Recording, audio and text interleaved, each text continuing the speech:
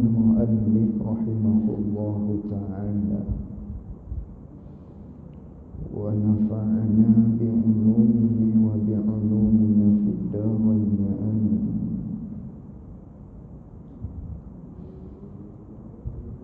Bermula iman itu membenar hati akan Nabi sallallahu alaihi wasallam pada tiap-tiap sesuatu yang mendatang ia Nabi sallallahu alaihi wasallam mendatang dengan dia dengan sesuatu. Apa benda yang Nabi sallallahu alaihi wasallam mendatang? Daripada barang yang maklum. Daripada barang yang maklum, barang yang diketahui, daripada agama dengan darurah. Ini sambungan pada pertemuan kita pada bulan lepas. Maknanya dulu pengarang kita pada peringkat awalnya telah memberitahu kepada kita apabila sebut agama, maka melengkapilah di atas 3 perkara. Mana 3 perkara? Yang pertamanya iaitulah Islam, yang keduanya iaitulah iman, dan yang ketiganya iaitulah ihsan. Maka 3-3 ni dia panggil komponen agama. Manakala kita tahu komponen agama tu terbahagi kepada 3, Islam, iman dan juga ihsan. Lalu tu musannif kita, pengarang kita Syekh Ahmad Ibnu Muhammad Zain Al-Fatani rahimahullahu taala menta'arifkan kepada kita tiap-tiap satu daripada 3 tersebut.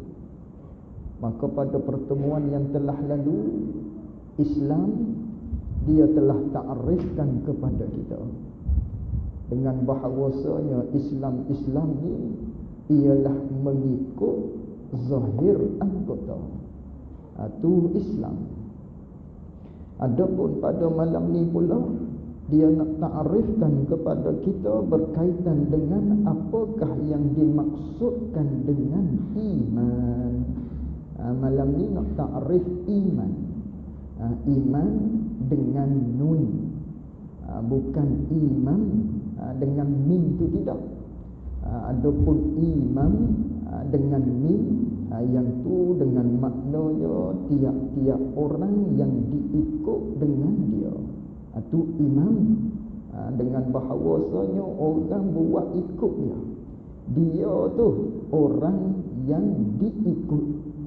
Sama ada orang yang diikut di dalam bab mazhab, di dalam ilmu fiqh yang dipanggil dengan imam mazhab, ataupun di dalam bab sembahyang yang dipanggil dengan imam sembahyang, imam rawatib, ataupun imam di dalam rumah kita, iaitulah suami. Itu imam.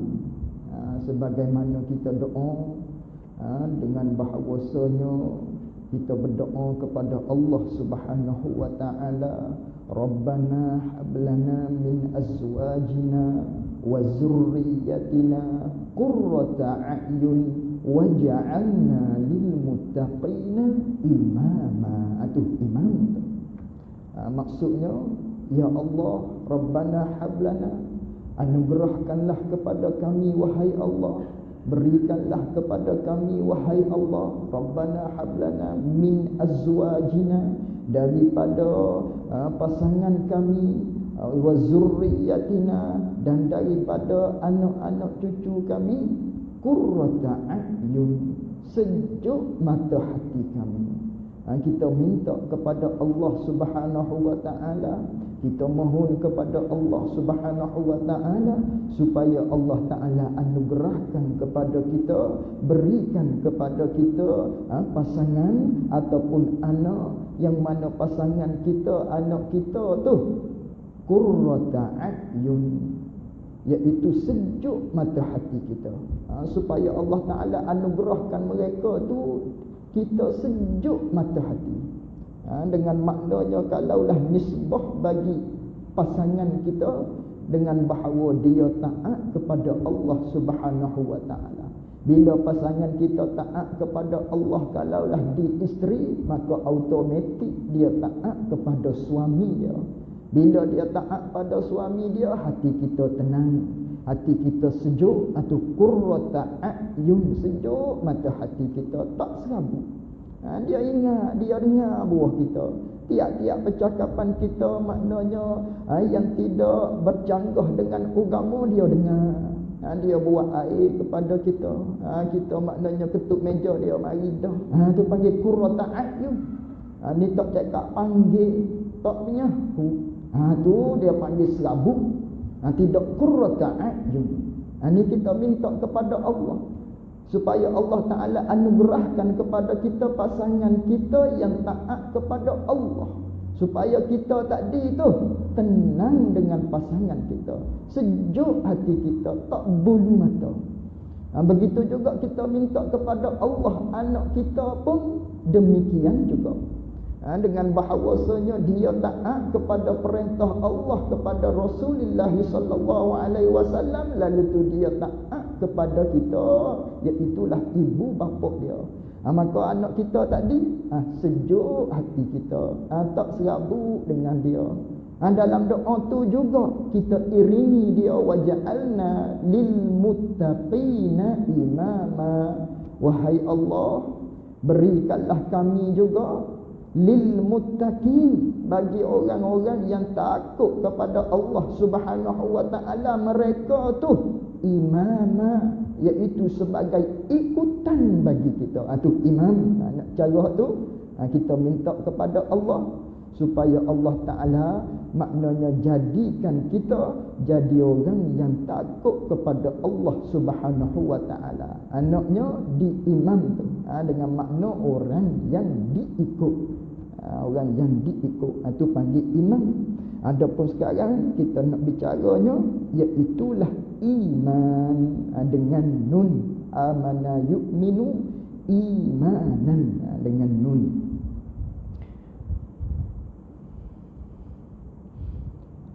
Bermula iman itu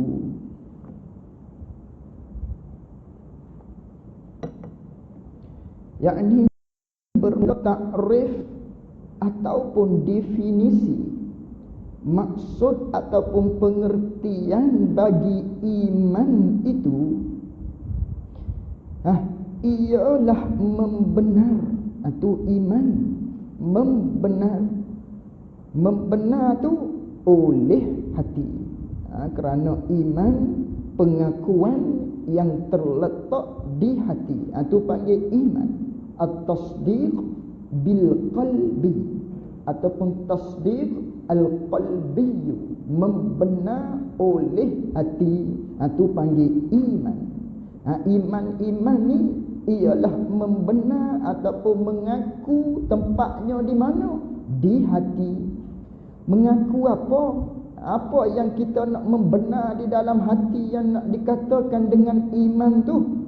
Membenar akan Nabi sallallahu alaihi wasallam, yakni membenar akan perkataan Nabi sallallahu alaihi wasallam. Kita membenarkan di dalam hati kita akan perkataan Nabi sallallahu alaihi wasallam, membenar pada tiap-tiap sesuatu, pada tiap-tiap satu-satu perkara yang mendatang ia, yang menyampaikan ia, yang memberitahu ia Nabi sallallahu alaihi wasallam. Nabi menyampaikan dengan dia dengan sesuatu.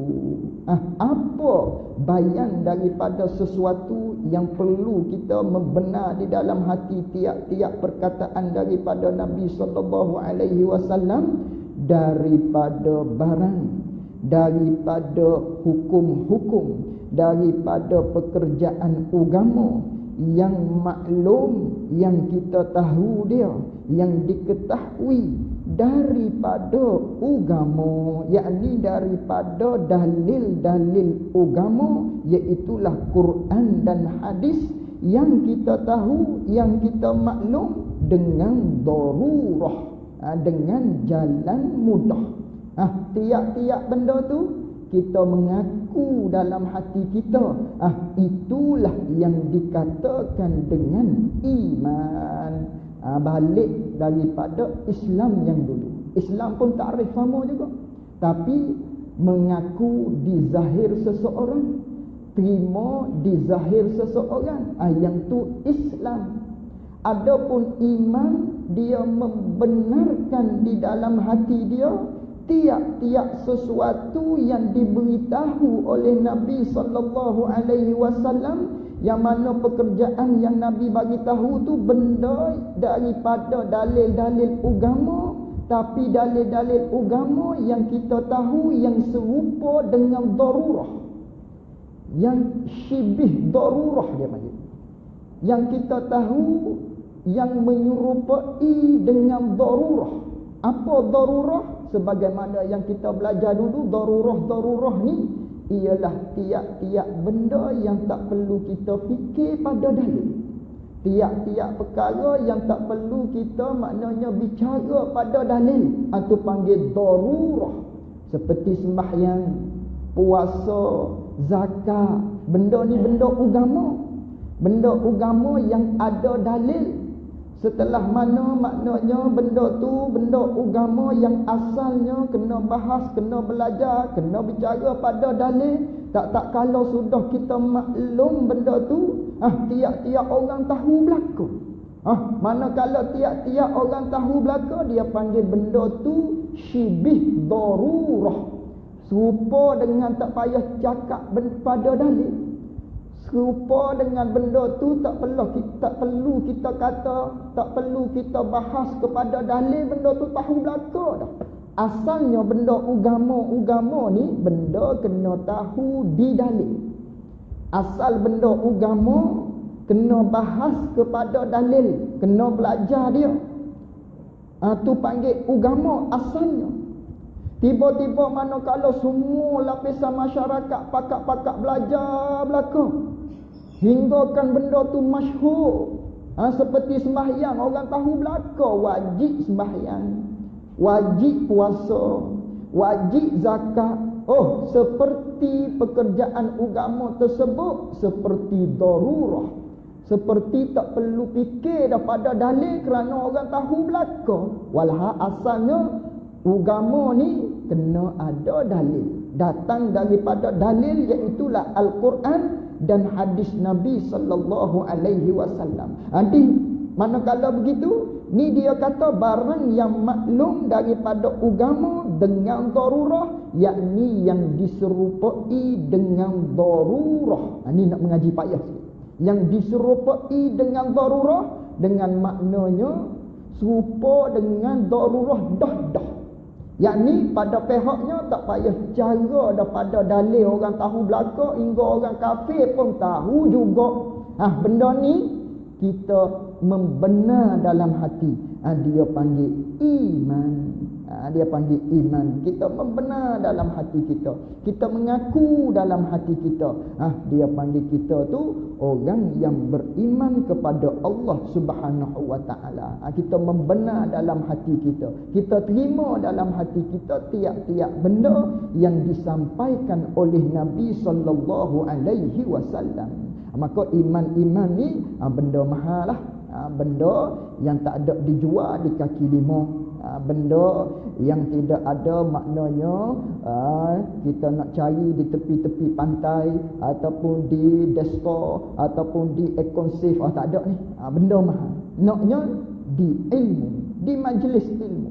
Nak membenar ni, manakala kita nak terima hati, mesti melalui tahu dulu. Nak tahu, duduk majlis ilmu. Manakala kita duduk majlis ilmu, kita tahu, lalu tu kita membenar, dipanggil kita orang yang beriman kepada Allah Subhanahu wa taala. Kita percaya segala perkara yang disampaikan oleh Nabi sallallahu alaihi wasallam. Itulah panggil iman. Jadi iman ni benda mahal, satu nikmat, satu pemberian daripada Allah Subhanahu wa taala, yang makna nikmat ni nikmat yang paling besar. Ni iman, nikmat yang paling besar. Dalam banyak-banyak nikmat Allah Subhanahu wa taala, sebagaimana kita maklum, nikmat Allah ni banyak. Allah taala berfirman di dalam Al-Quran, wa in ta'uddu ni'matallah wa la tuhsuha. Allah taala berfirman, jika kamu nak hitung, jika kamu nak bilang satu daripada nikmat Allah, Allah taala isyaratkan dengan nikmat Allah. Allah taala tidak menggunakan perkataan ni'amallah, iaitulah kalaulah kamu nak hitung segala nikmat Allah, tak. Tapi Allah taala kata kalau kamu nak hitung nikmat Allah, satu sahaja daripada nikmat yang Allah taala beri kepada kamu, la tuhsuha, nescaya kamu tak boleh nak hitung dah. Satu nikmat saja Allah taala kata nescaya kamu tak boleh nak hitung dah. Nak isyaratkan kepada kita banyak nikmat Allah Subhanahu wa taala, Allah taala anugerahkan kepada kita. Contohnya di mata kita ni, diri mata tu satu nikmat, bulat mata kita tu satu nikmat. Di mata kita pula ada mata putih, di mata putih tu pula ada mata hitam yang kecil, di mata hitam yang kecil ada urat-urat dia, ada air mata, ada bulu mata. Semua tu nikmat Allah Subhanahu wa taala yang kita tak terhitung dah nak bilang di satu mata nikmat yang Allah taala beri kepada kita. Dengan mata tadi dapat kita melihat bagian-bagian semuanya tu lahir daripada satu nikmat yang Allah taala beri kepada kita. Banyak nikmat Allah Subhanahu wa taala yang Allah taala beri kepada hamba dia.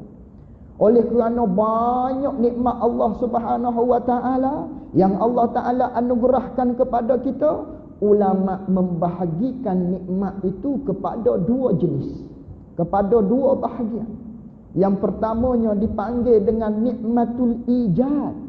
Nikmat Allah taala mengadakan kita. Nikmat Allah taala buat kita daripada tidak ada kepada ada. Dengan kemurahan daripada Allah Subhanahu wa taala, Allah taala mengada kita tanpa kita minta kepada Allah Subhanahu wa taala. Itu panggil nikmat yang pertama, nikmatul ijad. Nikmat Allah taala beri kita ada dengan kemurahan dia, tanpa kita minta kepada Allah Subhanahu wa taala nak lahir di bumi, tiba-tiba Allah taala jadikan kita. Ni nikmat yang paling besar, iaitulah nikmatul ijad. Daripada tidak ada kepada ada kita. Lalu tu setelah mana Allah taala jadikan kita daripada tidak ada jadi ada, lalu tu timbullah nikmat yang kedua, iaitulah nikmatul imdad. Nikmat bantuan daripada Allah Subhanahu wa taala. Maka nikmat bantuan ni banyak. Mulai daripada kita lahir tadi, kita daripada tidak ada kepada ada. Setelah daripada tu tak putus-putus nikmat pemberian oleh Allah Subhanahu wa taala hinggalah hari kiamat, hinggalah kita masuk ke dalam syurga Allah Subhanahu wa taala. Itu dia panggil nikmatul imdad, nikmat bantuan daripada Allah setelah mana Allah Subhanahu wa taala mengadakan kita daripada mengadakan kita setelah mana kita tidak ada sebelumnya. Itu nikmatul imdad.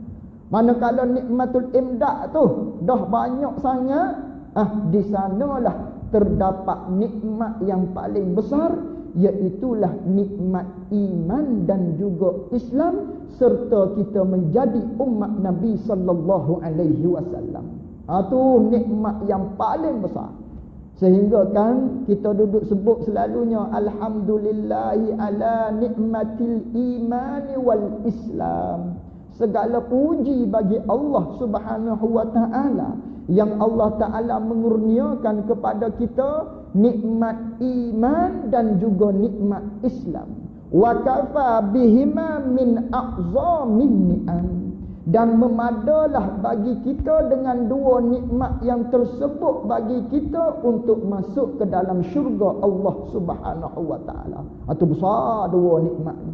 Kerana itulah pada satu hari, maknanya ada seorang sahabat daripada Nabi sallallahu alaihi wasallam, sahabat Nabi, lalu tu dia berdoa kepada Allah Subhanahu wa taala. Lalu tu Nabi kita sallallahu alaihi wasallam lalu di belakang dia, Nabi dengar apa yang dia kata, alhamdulillah allazi ja'alani minal muslimin.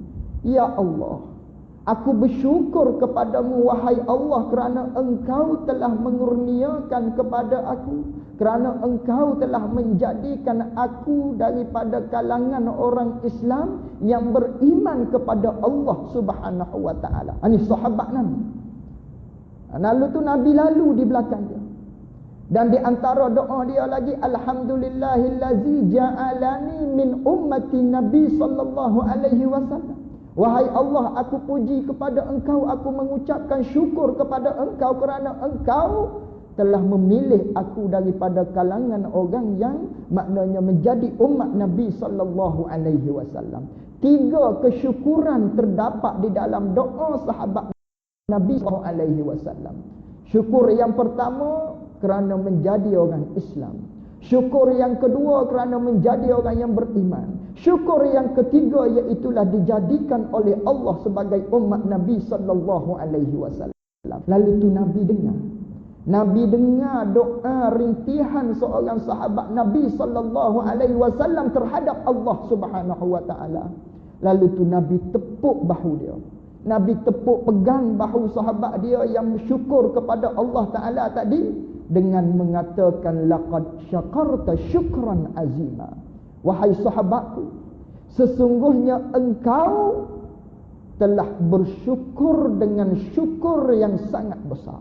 Sesungguhnya engkau telah berterima kasih kepada Allah Subhanahu wa taala, yang mana terima kasih engkau ni adalah sebesar-besar terima kasih, iaitu menjadi orang Islam, menjadi orang yang beriman serta menjadi umat Nabi sallallahu alaihi wasallam. Maka tiga nikmat ini wajib kita syukuri ya. Ini tanpa kita minta kepada Allah, Allah Ta'ala jadikan kita orang yang beriman kepada Allah, menjadi orang Islam, orang yang turut undang-undang Allah, serta kita menjadi salah seorang daripada umat Nabi sallallahu alaihi wasallam yang dicemburui oleh mana-mana umat yang terdahulu, hatta Nabi Musa alaihi salam.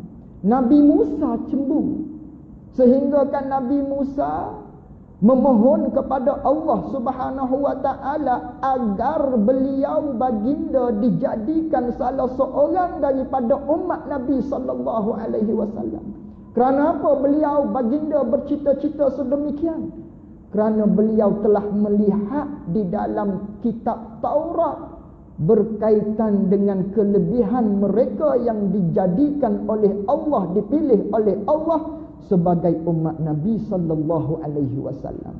Suatu hadis daripada Abi Hurairah, anna Musa lamma nazala bit-Taurati qara'aha, bahawasanya Nabi Musa alaihi salam manakala diturunkan kepadanya kitab Taurat, lalu tu Nabi Musa membaca dia. Nabi Musa membelek-belek akan kitab Taurat untuk dibaca oleh baginda Nabi Musa alaihi salam. Setelah mana Nabi Musa membelek-belek, Nabi Musa membaca kitab Taurat yang diturunkan oleh Allah Subhanahu wa taala terhadapnya, fawajada fiha zikra hazihil ummah. didapati di dalam kitab Taurat tersebut yang diturunkan oleh Allah Subhanahu wa taala kepada Nabi Musa, terdapat disebut di dalam kitab tersebut tentang perihal berkaitan dengan umat Nabi sallallahu alaihi wasallam. Setelah mana Nabi Musa baca, Nabi Musa tanya kepada Allah Subhanahu wa taala, "Ya Rabbi, inni ajidu fi alwahi ummatan." Wahai Allah, wahai Tuhanku, sesungguhnya aku mendapati di dalam lembaran-lembaran kitab Taurat ini, aku melihat ada satu ummah. Aku melihat di dalam kitab Taurat tercatatnya terdapat satu umat, yang mana umat tersebut walaupun dibangkitkan oleh Engkau akhir sekali, tapi mereka itu umat akan masuk ke dalam syurga Allah Subhanahu wa taala paling awal. Lalu itu kata Nabi Musa, faja'alha ummati. Wahai Allah, jadikanlah umat tersebut yang aku lihat tadi kelebihan dia, jadikan itu sebagai umat aku, wahai Allah Subhanahu wa taala. Kata Allah Subhanahu wa taala, tilka ummatan Ahmad. Wahai Musa, itu merupakan umat bagi Rasul yang bernama Ahmad. Lalu Nabi Musa melihat lagi di dalam suhufnya, di dalam kitab Taurat, lembaran demi lembaran. Inni ajidu fi alwa, aku mendapati di dalam lembaran-lembaran kitab Taurat tersebut satu umat. Tercatatnya di dalam kitab Taurat satu umat yang mana mereka itu menghafal kitab-kitab, menghafal segala isi-isi yang terkandung yang Allah Subhanahu wa taala turunkan terhadap nabi tersebut. Dia hafal benda tu. Lalu tu kata Nabi Musa, wahai Allah, jadikanlah umat tersebut yang hafal isi kandungan yang tercatat di dalam kitab tersebut, jadikanlah ianya sebagai umat aku, wahai Allah. Kata Allah Subhanahu wa taala, tidak. Tilka ummatan Ahmad. Selagi sekali Allah Taala mengatakan itu adalah umat Nabi sallallahu alaihi wasallam. Itu adalah umat bagi Rasul yang bernama Ahmad. Banyak sekali terdapat di dalam kitab Taurat berkaitan dengan kelebihan umat Nabi sallallahu alaihi wasallam, yang sehinggalah Nabi Musa alaihi salam memohon kepada Allah, ij'alni min ummati zalikan nabi. Wahai Allah, manakala lihat banyak sangat hadis tu sangat panjang, banyak sangat cerita-cerita kelebihan-kelebihan orang yang menjadi umat Nabi sallallahu alaihi wasallam, akhir sekali Nabi Musa mengatakan, ya Allah, jadikanlah aku sebagai umat Nabi sallallahu alaihi wasallam. Nabi Musa bercita-cita untuk menjadi umat Nabi sallallahu alaihi wasallam, nak menceritakan kepada kita betapa besarnya Allah Taala pilih kita menjadi umat Nabi sallallahu alaihi wasallam tanpa kita memohon kepada Allah Subhanahu wa taala. Ini tiga nikmat yang sangat besar, iaitulah nikmat Islam, nikmat jadi orang yang beriman, serta nikmat menjadi umat Nabi sallallahu alaihi wasallam. Jadi iman ni benda mahal. Benda yang tidak ada dijual di kaki lima, tak boleh nak beli dia.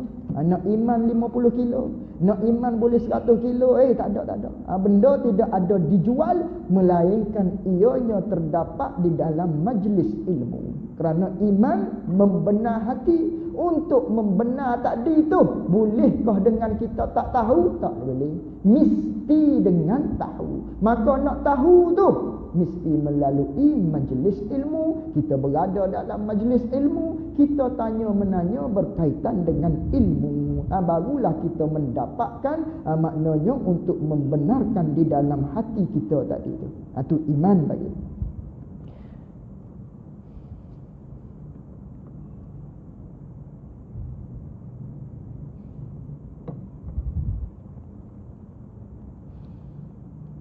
dan dikehendaki dengan membenar itu. Dah dia kata tadi, iman-iman ni ialah maknanya membenar hati. Apa maksud membenar hati? Dan dikehendaki dengan membenar itu, yakni membenar pada takrif yang tersebut tadilah. Maksudnya ialah mengikut hati dan menerima hati akan barang, akan hukum-hukum yang tersebut itu. Apa hukum-hukum yang tersebut itu? Iaitulah hukum-hukum yang disampaikan oleh Nabi sallallahu alaihi wasallam yang kita tahu dia daripada agama dengan darurah. Benda tu kita membenar dalam hati kita, kita ikut hati kita, kita terima hati kita.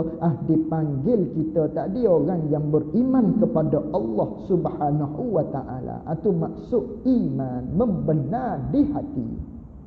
Adapun Islam dulu, iaitulah mengikut anggota, anggota zahir kita, lidah kita kehendaknya. Itu Islam. Adapun iman, bahagian batin, iaitulah hati kita. Kita terima hati kita. Itu iman nama dia. Tiada semata-mata, yakni tiada dikehendaki dengan membenar itu. Gitu. Tiada, yakni tiada dikehendaki dengan membenar itu semata-mata mengetahui benar Nabi sallallahu alaihi wasallam serta ketiadaan mengikut dan menerima. Situ tak panggil iman lagi tu. Semata-mata kita tahu Nabi sallallahu alaihi wasallam tu benar, tapi hati kita tak ikut, hati kita tak terima. Yang ni tak dipanggil iman. Dengan semata-mata tahu. Lalu tu dia kata lagi, tak kala maknanya tiada dikehendaki dengan membenar tu semata-mata tahu benar Nabi sallallahu alaihi wasallam tapi hati tak ikut, maka tiada dihukumkan dengan iman, yakni tiada dihukumkan dengan beriman seseorang yang tersebut pada kebanyakan daripada segala kafir. Kafir mana? Kafir yang mengetahui mereka itu segala kafir. Dia tahu bahawasanya Sayyiduna Muhammadin sallallahu alaihi wasallam itu, dia tahu apa? Dia tahu Nabi kita Muhammad ni Nabi dan Rasul yang sebenar. Tak boleh kita nak hukumkan dia orang yang beriman kepada Allah Subhanahu wa ta'ala. Kerana apa? Kerana ketiadaan mengikut hati mereka itu orang kafir.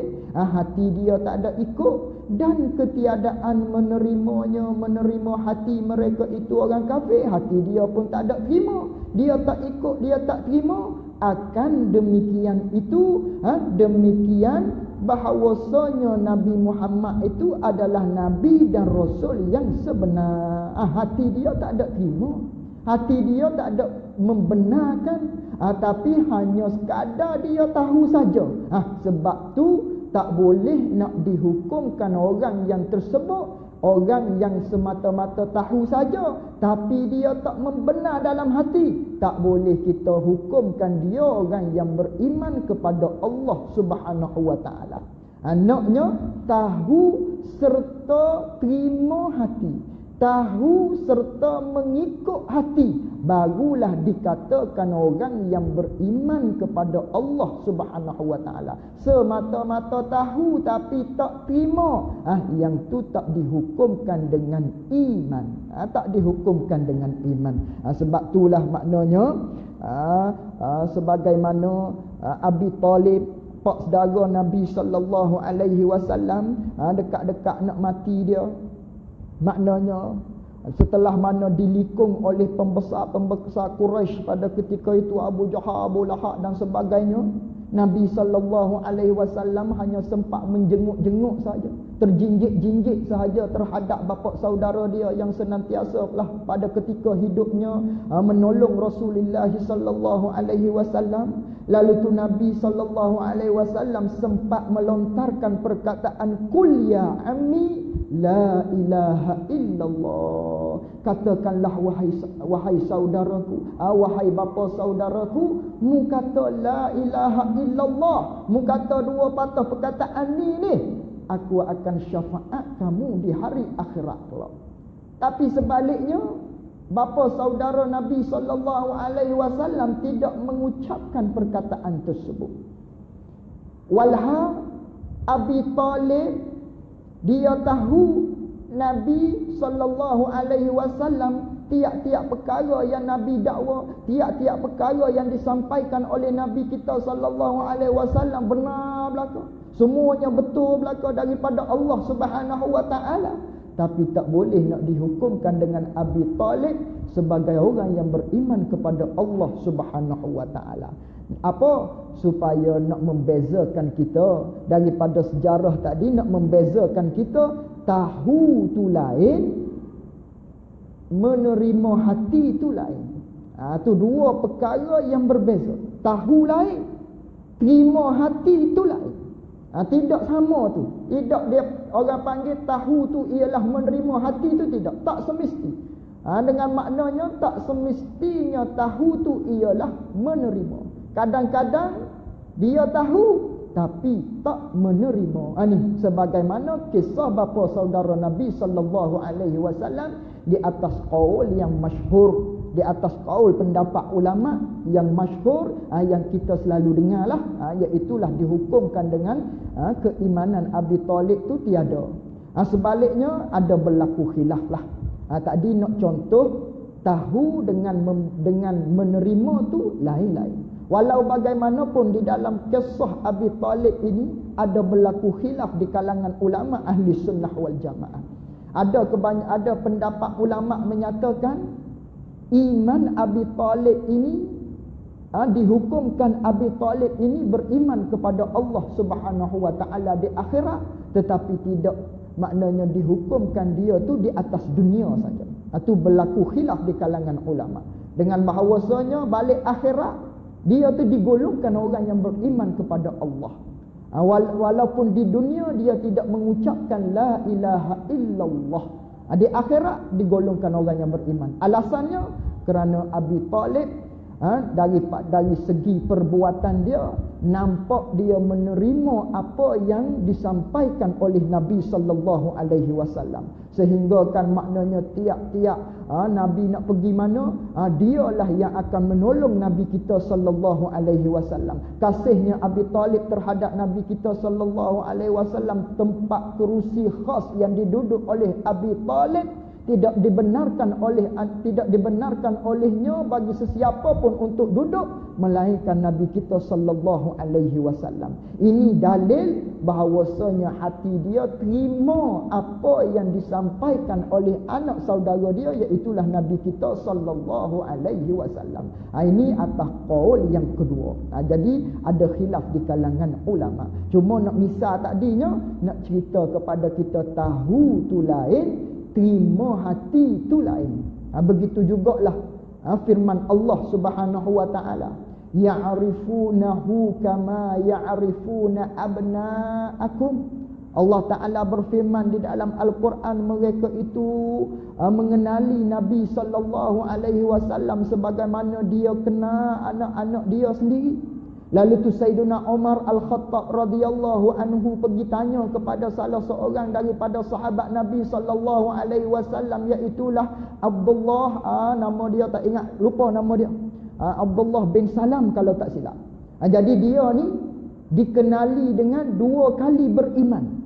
Beriman kali pertamanya dia beriman kepada kitab Taurat, kerana dia sempat dengan kitab Taurat.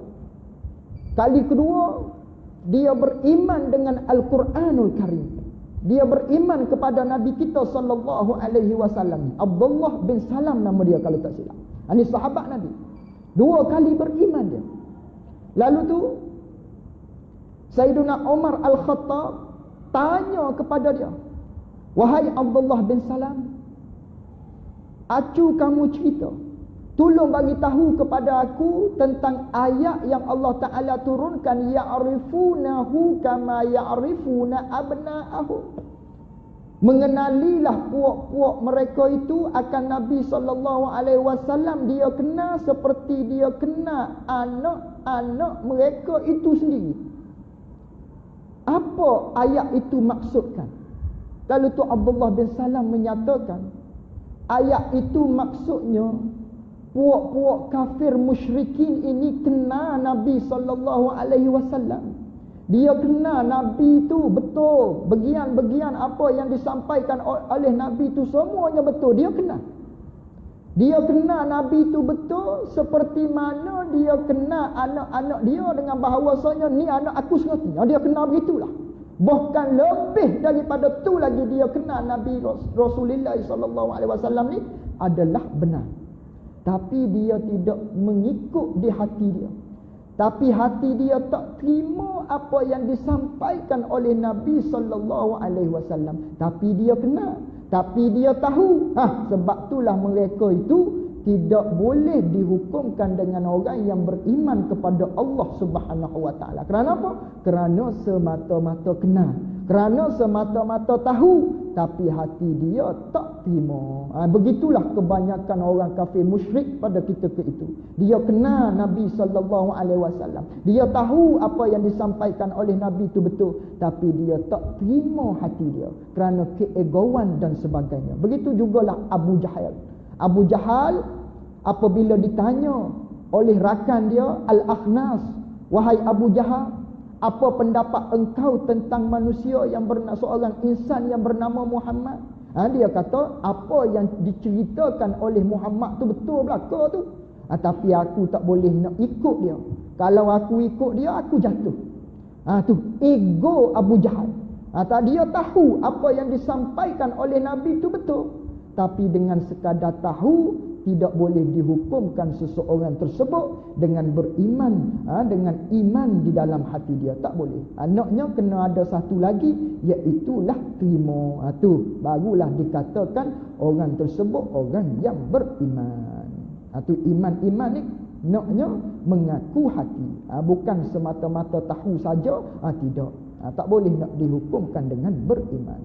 Sebaliknya, kalau kita tahu pegangan-pegangan puak-puak Nasrani umpamanya, kita tahu Nasrani berpegang Nabi Isa itu adalah anak Allah. Kita tahu Uzair itu dipegang oleh puak-puak Yahudi sebagai anak Allah. Adakah kita tergolong daripada golongan orang Yahudi juga? Adakah kita tergolong daripada kalangan orang Nasrani juga kerana kita tahu? Tidak. Kerana semata-mata tahu tu tidak. Naknya membenar hati. Lainlah kita tahu Uzair tu anak Allah serta kita membenar dalam hati, kita jadi Yahudi juga. Lainlah kalau kita tahu Nabi Isa itu adalah anak Allah serta kita membenar juga dalam hati, jadi kita tu Nasrani juga. Tahu tidak menyebabkan kita beriktikad dengan iktikad sedemikian. Semata-mata tahu tu. Adapun naknya terima dalam hati. Baru kita maknanya kalau kita terima Uzair tu anak Allah, maksudnya kita Yahudi juga. Kalau kita terima dalam hati kita ni maknanya kita terima dalam hati kita Nabi Isa tu anak Allah, maka kita tu tergolong daripada orang Nasrani juga. Semata-mata tahu tidak menjadikan kita tadi sebagai iktikad tersebut. Tak semata. Dengan tahu saja tu tidak menjadi sedemikian rupa. Naknya terima dalam hati tu. Ini pun samalah. Dalam berkaitan dengan keimanan kita kepada Allah Subhanahu Wa Taala, naknya terima di hati. Semata-mata tahu tak jadi. Itu iman bagi.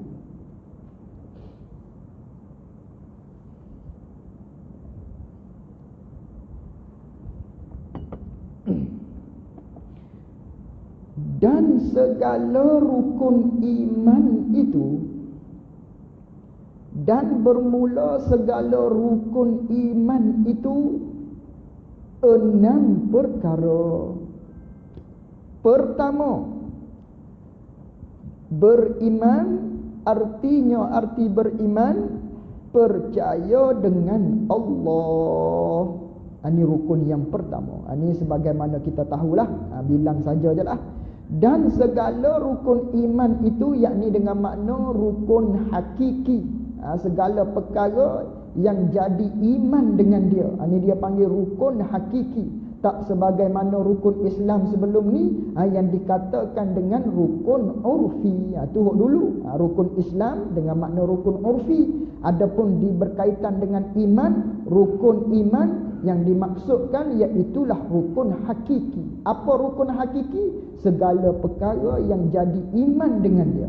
Tidak ada salah satu daripada dia, maka tidak beriman nama dia. Naknya semua tu kita kena percaya belakang. Itu panggil rukun hakiki. Tak boleh luput salah satu daripada 6 rukun ini.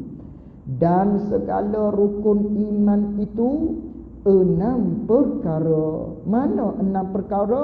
Pertama, beriman ataupun artinya, arti beriman itu percaya dengan Allah, yakni kita percaya dengan kewujudan Allah, kita percaya dengan kidamnya Allah, kita percaya dengan bakanya Allah, kita percaya dengan mukhalafah Allah Subhanahu wa taala, kita percaya Allah taala maha kuasa, kita percaya Allah taala maha menghendaki, maha mendengar dan sebagainya. Itu dia panggil kita percaya kepada Allah Subhanahu wa taala, yang akan dia kupas di dalam kitab dia ni satu persatu berkaitan dengan percaya kepada Allah, rukun iman yang pertama. Itu semuanya dia akan hurai satu persatu di dalam kitab kita ni. Yang kedua, beriman dengan malaikatnya, malaikat Allah, yakni kita percaya, kita mengaku di dalam hati kita ada malaikat Allah. Kita wajib kita percaya, wajib kita mengaku dengan tentu sungguh ada satu makhluk Allah, satu kejadian Allah Subhanahu wa taala yang dipanggil dengan malaikat. Apa malaikat-malaikat ni? Jenis dianya tidak makan, tidak minum, tidak buat perkara-perkara yang dilarang oleh Allah. La ya'sunallaha ma amarahum wa yaf'aluna ma yu'marun. Senantiasalah malaikat ni jenis dia taat kepada Allah, tak pernah derhaka kepada Allah, tidak lelaki, tidak perempuan. Wajib kita iktikad begitu. Semua tu dia akan hurai kepada kita di dalam akhir kitab kita ini, iaitulah di dalam bab sam'iyat, di dalam bahagian sam'iyat. Apa sam'iyat? Perkara-perkara yang kita dengar daripada pertuturan Rasulullah sallallahu alaihi wasallam, perkara-perkara yang dikhabarkan oleh Nabi kita sallallahu alaihi wasallam. Ada malaikat begini. Semuanya dia akan hurai di dalam kitab kita ni. Semua kita nak bilang saja ya. Yang kedua, beriman dengan malaikatnya, malaikat Allah. Tinggi ni, tinggi darjat malaikat ni. Walaupun tinggi darjat malaikat, di antaranya malaikat Jibril alaihi salam, iaitulah ketua bagi segala malaikat, tinggi tak tinggi makam dia sehingga dapat bersama-sama dengan Nabi sallallahu alaihi wasallam hingga langit ketujuh. Itu tinggi peringkat malaikat. Setelah mana peringkat naik kepada langit yang ketujuh, naik kepada Sidratul Muntaha, malaikat Jibril tak boleh dah nak naik. Kalau aku naik juga, kata malaikat Jibril, nescaya aku akan hangus terbakar. Lalu tu Nabi kita sallallahu alaihi wasallam naik ke Sidratul Muntaha, naik kepada naik lagi daripada Sidratul Muntaha, iaitulah ke mustawa. Di sana Nabi sallallahu alaihi wasallam melihat satu kelibat. Datang kelibat di hadapan Rasulullah sallallahu alaihi wasallam. Manakala ada kelibat, Nabi sallallahu alaihi wasallam melihat, Nabi tanya, adakah itu malaikat? Hal malakun? Adakah kamu malaikat? Lalu tu bayang-bayang tersebut menjawab bunyi satu suara, bukan malaikat. Tidak, aku bukan malaikat. Hal nabiyun? Adakah kamu tu nabi? Bunyi suatu suara lagi kata, tidak, aku bukan nabi. Bahkan kata dia, aku ni ialah seorang laki-laki yang mana kana fid dunya, sewaktu aku berada di atas dunia, lisanuhu, lidah aku tadi tu senantiasa berzikir kepada Allah Subhanahu wa taala. Lidah aku senantiasa mengingati Allah Subhanahu wa taala. Apa? Nak mengisyaratkan kepada kita, nak membuat pengajaran kepada kita ni di sisi Allah Subhanahu wa taala boleh menjadi tinggi nisbah pangkat kita. Siapa dia? Orang yang selalu di lidah dia ingat kepada Allah Subhanahu wa taala. Besar orang ni di sisi Allah Subhanahu wa taala. Darjat dia sungguh tinggi di sisi Allah Subhanahu wa taala. Maka kita usaha dia, lawan nafsu kita, lawan mujahadah nafsu kita, barulah maknanya kita dapat untuk tinggi darjat kita di sisi Allah Subhanahu wa taala. Itu yang kedua, beriman dengan malaikatnya, malaikat Allah. Ketiga, beriman dengan segala kitabnya, kitab bagi Allah Subhanahu wa taala. Dengan maknanya kita percaya dalam hati kita ada maknanya kitab-kitab yang diturunkan oleh Allah Subhanahu wa taala, dan segala isi kandungan dia wajib kita percaya dia. Itu semua huraian dia di dalam kitab kita di belakang nanti. Keempat, beriman dengan segala rasulnya, rasul Allah. Kena percaya dengan segala rasul, bukan percaya kepada Nabi kita sallallahu alaihi wasallam saja, tidak, bahkan kena percaya dengan segala rasul-rasul, segala utusan-utusan yang diutuskan oleh Allah Subhanahu wa taala. Kita kena percaya, kena beriman kepada segala rasul. Sebab tu dia ibaratkan di dalam kitab kita ni segala rasul, iaitu banyak rasul, wajib kita percaya dia. Kelima, beriman dengan hari yang kesudahan. Percaya dengan hari yang kesudahan, iaitulah hari kiamat ataupun hari akhirat. Kena percaya satu hari akan tiba, iaitulah hari kiamat. Bila dia? Yang tu kita tak tahu. Bahkan Nabi kita sallallahu alaihi wasallam pun apabila ditanya oleh malaikat Jibril, akhbirni matas saah ya Muhammad, beritahu kepada aku bilakah akan berlakunya hari kiamat. Ma mas'ulun anha bi'alamu minas sa'il. Jawab Nabi sallallahu alaihi wasallam, tidakkah sepatutnya yang tanya tu lebih tahu daripada orang yang ditanya. Dengan maknanya aku tak tahu, mulah sepatutnya lebih tahu, iaitulah malaikat. Apa nak cerita? Nak ceritanya tentang tarikh bilakah berlaku hari kiamat, tidak siapa pun tahu. Ini semua adalah rahsia daripada rahsia Allah Subhanahu wa taala. Cuma wajib kita beriman dengan dia akan adanya hari kiamat. Wajib beriman.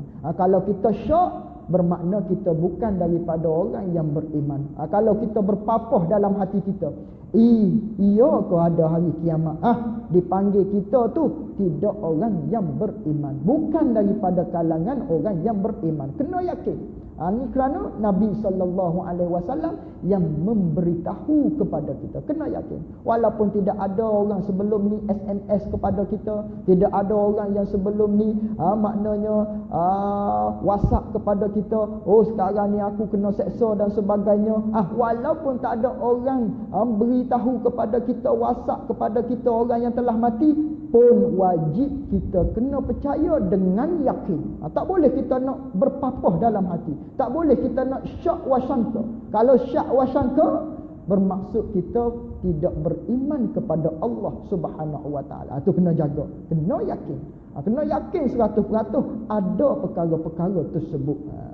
Keenam, beriman dengan qadarnya, qadar Allah Subhanahu wa taala.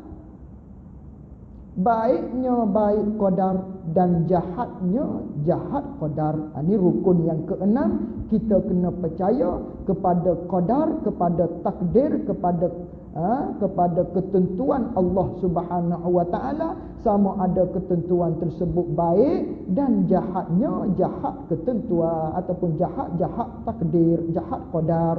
Artinya bahawasanya sekalian perkara, ini artinya, arti beriman dengan qadar baik dan jahat ni artinya bahawasanya sekalian perkara sama ada elok, sama ada perkara tersebut elok. Apa elok? Perkara yang bersetentang dengan syariat Allah. Dia panggil elok. Apa? Seperti taat. Misal bagi perkara elok. Atau keji. Apa keji? Perkara-perkara yang tidak bersetentang dengan syariat. Dia panggil benda tu benda keji. Misal seperti maksiat. Perkara elok ataupun perkara keji seperti maksiat tadi tu, ataupun perkara elok seperti taat tu, wajib kita iktikadnya hasil ia perkara keji, perkara elok terjadi berlaku dengan perbuatan Allah Subhanahu wa taala. Wajib kita iktikad dalam hati berlaku sekalian perkara sama ada elok ataupun tidak elok, semuanya adalah perbuatan daripada Allah Subhanahu wa taala. Wajib kita iktikad gitu. Wajib kita iktikad berlaku dengan perbuatan Allah. Dengan perbuatan Allah berlaku tu atas muafakat, atas berbetulan kehendak Allah Subhanahu wa taala. Bila kehendak Allah tu? Pada sedia kala. Sedia kala lagi Allah Subhanahu wa taala kehendak perkara tersebut berlaku. Apa kesimpulan di sini? Dengan maknanya wajib kita iktikad dalam hati kita dengan bahawasanya segala perkara telah ditentu oleh Allah Subhanahu wa taala. Satu, wajib kita iktikad dalam hati kita segala perkara ni telah ditentu oleh Allah taala, azali lagi Allah taala tentu dah. Ini dipanggil qada. Yang kedua, wajib kita iktikad juga apabila sampai masa apa yang Allah taala tentu sedia kala tadi, apa yang Allah taala telah qadakan tersebut, manakala sampai masa dia berlaku benda tu dengan perbuatan Allah, ini dia panggil takdir, dia panggil qadar. Inilah yang dikatakan qada dan qadar. Tiap-tiap segala perkara yang Allah taala tentu sedia kala, dia panggil qada. Apabila sampai masa apa yang Allah Ta'ala tentu tu akan terjadi bila sampai masa terjadi, itu dia panggil qadar. Pun wajib kita beriman Allah Ta'ala lah yang buat benda tu. Sama ada benda tu benda baik ataupun benda tu benda yang tidak baik, ialah dengan ketentuan daripada Allah dan terjadinya dengan perbuatan daripada Allah Subhanahu wa taala. Wajib kita iktikad, wajib iktikad. Adapun bab kata lain, bab percakapan lain.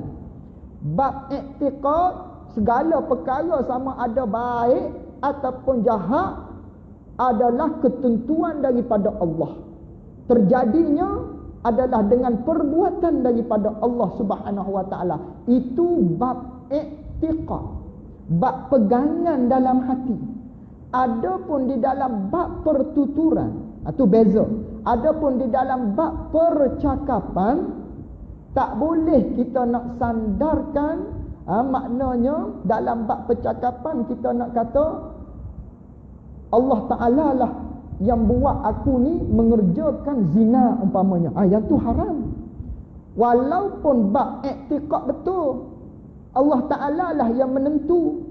Allah Subhanahu wa taala lah yang mentakdirkan kita tu jatuh kepada zina.